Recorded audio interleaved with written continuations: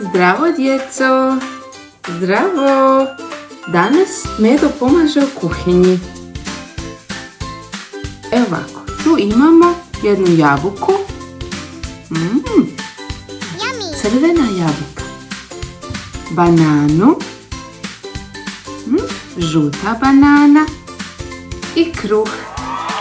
Uzet ćemo nož, ali nikada nemojte uzimati nož bez prisustva roditelja. Mama ili tata vam moraju pomoći, jer nož je jako oštar i opasan.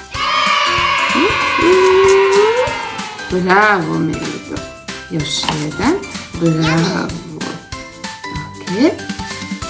Sad ćemo to staviti tu sa strane. A što ćemo sljedeće rezati? Bananu. Ok. Banana.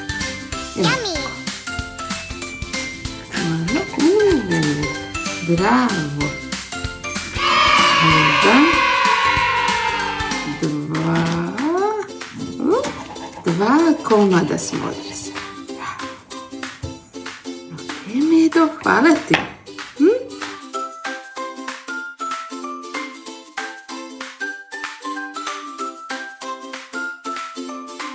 A sada je na redu mrkva. Koje boje je mrkva? Narančasta? Da. Jel ti voliš, Medo, mrkvu? Da. Ti voliš mrkvu? Ok. Ti ćeš mi sad pomoći da ogulimo mrkvu. Ovako, uzmi to s rukom. Zajedno ćemo guliti. Bravo!